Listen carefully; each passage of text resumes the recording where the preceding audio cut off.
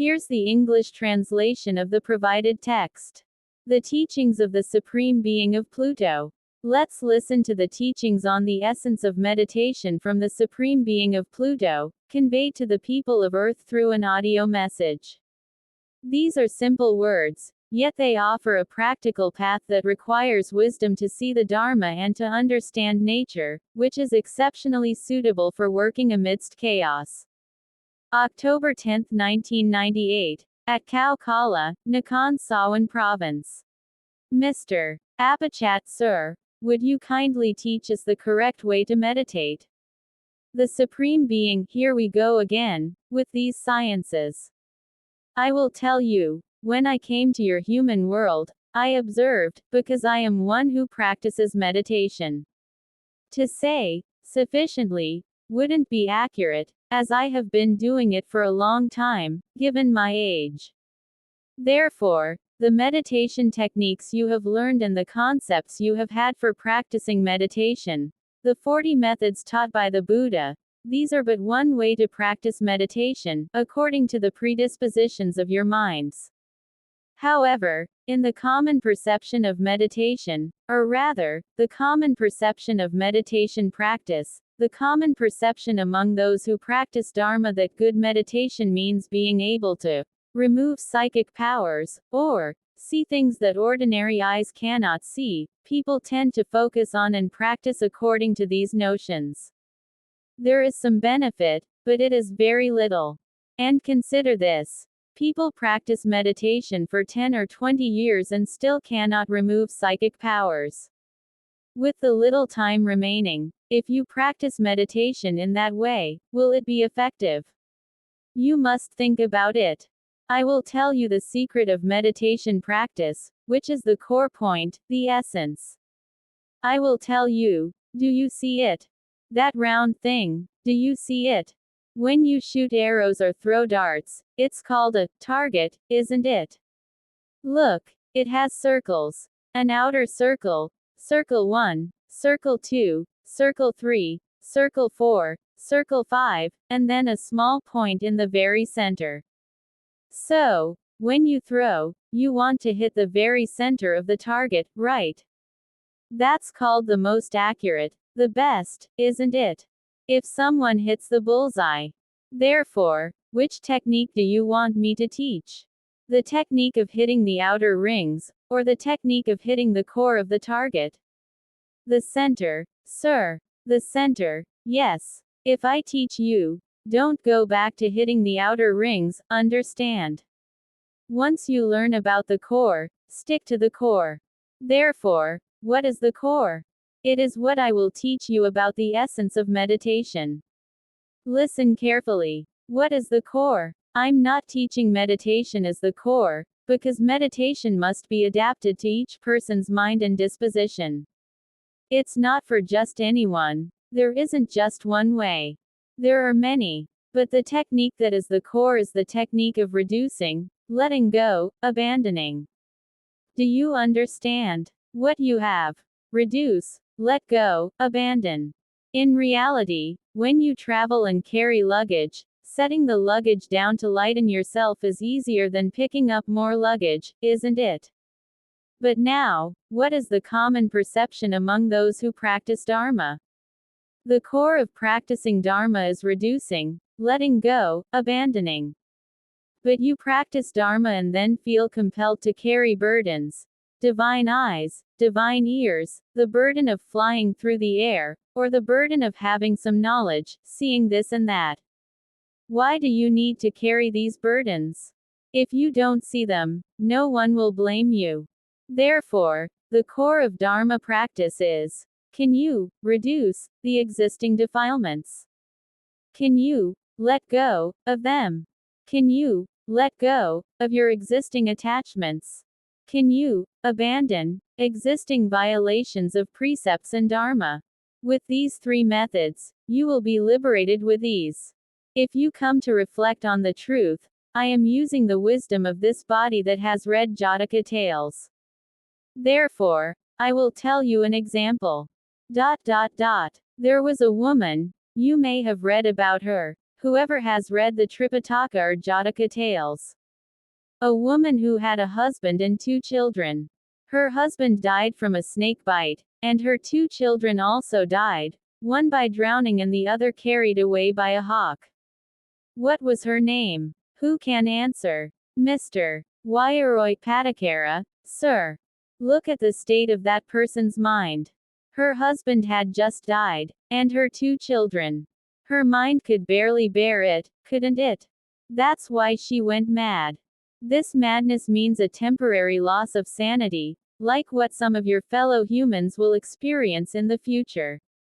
A temporary loss of sanity, not permanent madness. In that state of mind, do you think she had concentration? No concentration. She lost her sanity, thinking of her children, thinking of her husband. Disheveled, she stumbled into the monastery where the Buddha was presiding. When he emanated his benevolence to calm her down, that person, in that state, only had self-awareness. Could she meditate, remove psychic powers, or see this and that, or fly through the air? She couldn't. Just maintaining her own awareness was good enough. But what the Buddha gave her, what was it? It was a reminder to be mindful. It was giving her the perfection of wisdom. It was teaching her the Dharma to make her realize the perfection of wisdom that he taught, which was exactly appropriate for her state of mind. Therefore, that person attained enlightenment as what? She instantly attained arahantship. Could it be a fluke? Arahantship cannot be a fluke. But it came from that person focusing on the core. The Buddha taught her the core, which perfectly aligned with what she wanted to know, through his supreme wisdom. So, what do you want? You want the core, don't you? Therefore, attaining enlightenment does not require being highly skilled in meditation. That is another thing. But what was attained during the time the Buddha descended to teach was the use of wisdom to contemplate, and to practice according to that contemplated wisdom. True practice would yield results soon enough. Therefore, what that person attained, was it attained through wisdom? Yes, because she had the wisdom to realize that her children were not hers, her husband was not hers, and her own self was not hers, and thus attained arahantship. If a person practices meditation, enters jhana, and goes to the Brahma realm, you don't know that you yourselves were once in the Brahma realm before cycling through birth and death. And to practice meditation and enter jhana in the Brahma realm, why go to such lengths for zero gain? I want you to think for a moment. Why would you practice meditation for proficiency and remain in the Brahma realm at a break-even point? Aren't you tired of cycling through birth and death and returning here? Therefore, only wisdom. Now there are many wise individuals, true knowers, who are pointing towards wisdom. Such wisdom is rare, but meditation practice can be found, even in Hinduism. Therefore, the current practice emphasizes wisdom. Developing patience in accumulating merits is the second most important. If you have wisdom but no patience to support it, you won't reach where they are, because it requires a lot of patience. And for mental practice, for those whose minds are suited to a particular meditation style, whether it's rising and falling, or focusing on breathing in and out, or any form of concentration. But in practicing meditation, use your wisdom to consider whether the meditation you are practicing is for the peace of mind that will allow you to have a calm mind and contemplate the Dharma of the Buddha for the purpose of attaining enlightenment and reducing defilements. Let us think in this way, my dear ones. That is what is called the essence of meditation.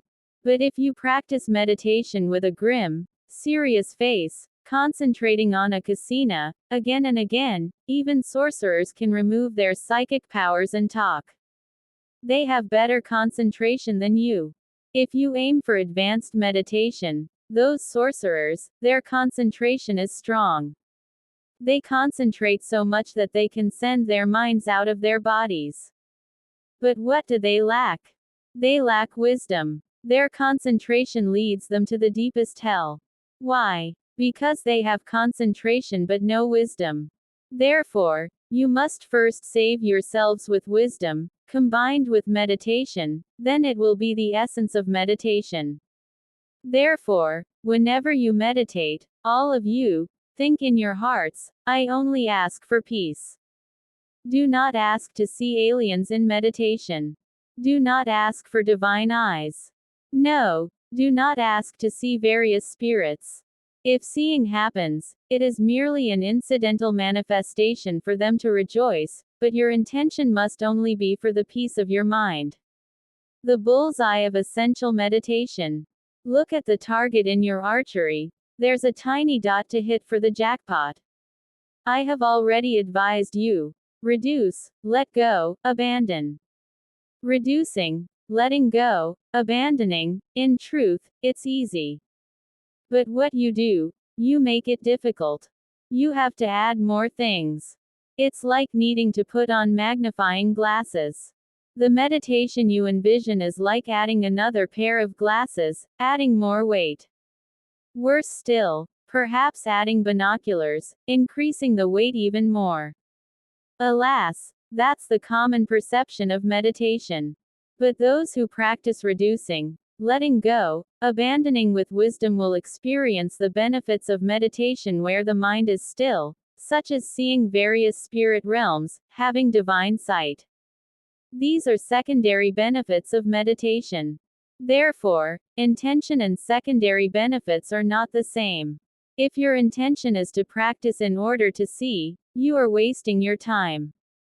But if your intention is to practice to reduce, let go, abandon, and you happen to see things in meditation, or have divine hearing or sight, those are just incidental components of what you might experience naturally.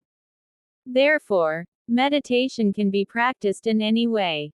No method is superior or inferior to another. It depends on your predisposition and the method. Do we think that our breathing in and out method is suitable for our disposition? You must test it with your own mind. This method makes me very sleepy. This method keeps my eyes awake. Walking meditation can also be done. Actually, why didn't the Buddha prescribe just one definitive method for reducing, letting go, and abandoning? Because each person's karma is different. 100 people, 100 karmas. 100,000 people, 100,000 karmas. They are not the same. Therefore, the 40 methods of meditation are correct methods. He prescribed them as general guidelines. You must study them yourselves. Those who are very fond of beauty should contemplate the unattractive aspects of the body or reflect on the goodness and unattractiveness within the body. Why did he do this? Reflecting on the unattractiveness of the body is not about entering jhana, but this method allows for reducing, letting go, and abandoning.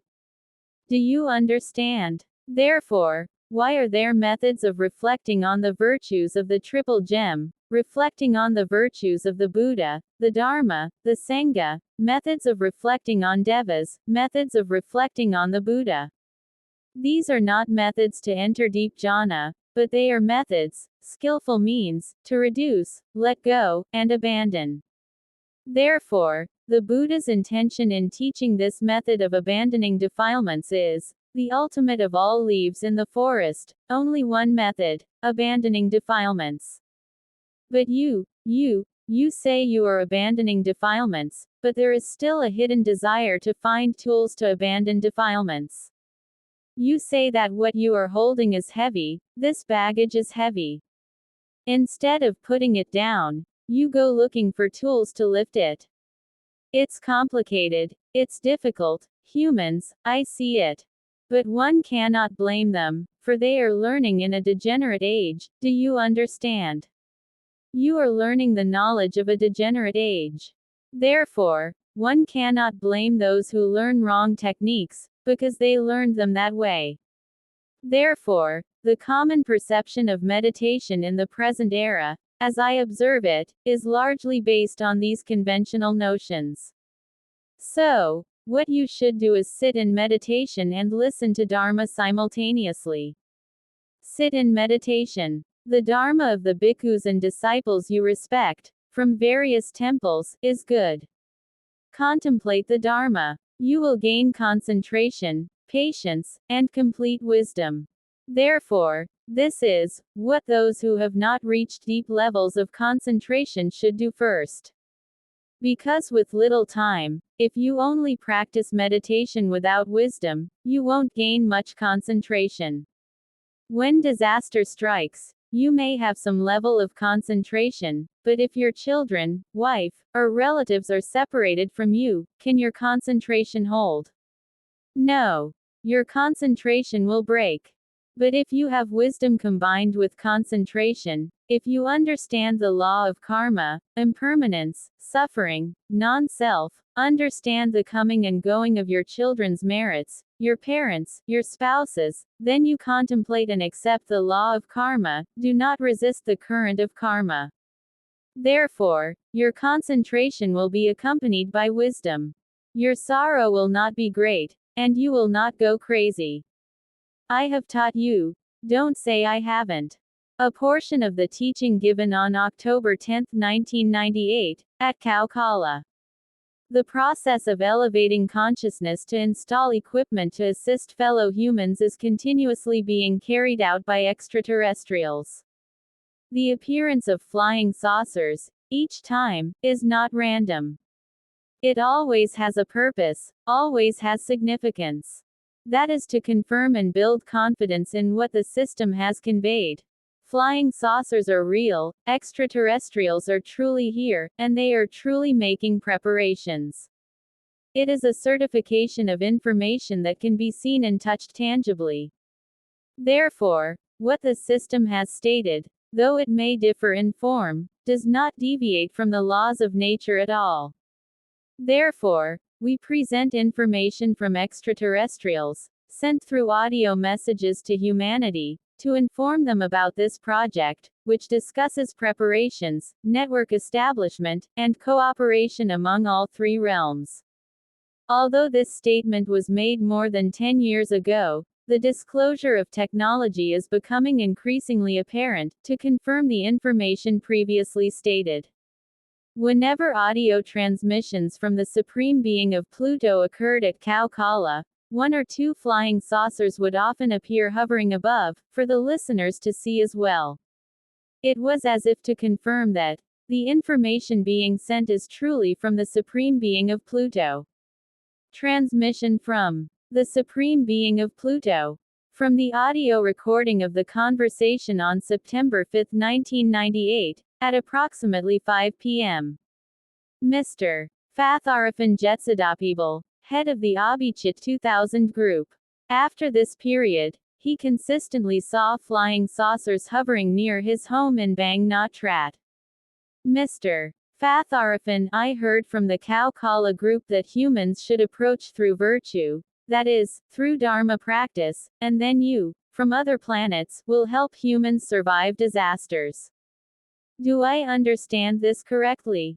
Meaning, no need to fix worldly problems, just diligently practice Dharma, and then you will have the opportunity to help according to that individual's accumulated merits. Transmission from the Supreme Being of Pluto. I will state my mission to assist your human realm in surviving disasters, but only for those with sufficient merits. What you have said, I will further explain. The immense disaster that will befall your entire world. If there were no deities to help the human realm, there would be almost nothing left. Both those without merits and those with old merits would die in far greater numbers than this. There would be no preparation, no gathering of people with merits, and those who remained would almost all go mad.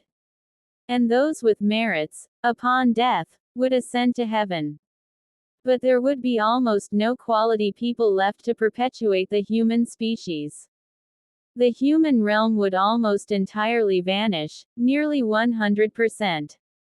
Therefore, it is a law of nature, a law of the universe, which is greater than anything else.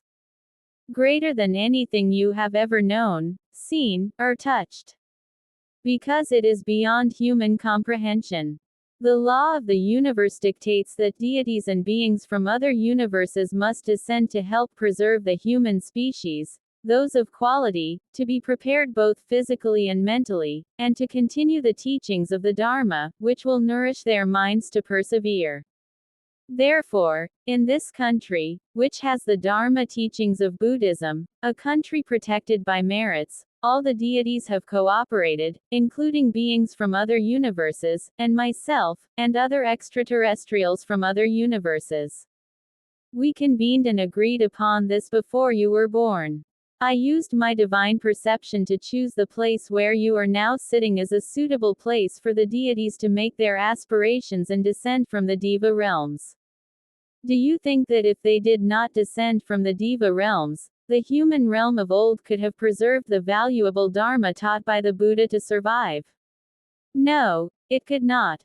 It must be preserved by those with merits from the Deva realms who have made aspirations and dedicated themselves to helping humanity, to perpetuate the human species. These are the ones who sacrificed so that the human realm could endure. If the human realm does not endure, there will be no opportunity for the Deva realms and Brahma realms to descend and accumulate merits. All three realms are intertwined, inseparable. Therefore, all of you who have gathered here, including the 100 families that I previously mentioned, are all families from the Deva realms. Families who have made aspirations, volunteered, and are aware of the project to help the human realm. Therefore, only those with high aspirations can come to this place, access the Dharma, and uphold the Dharma in the place where they have met.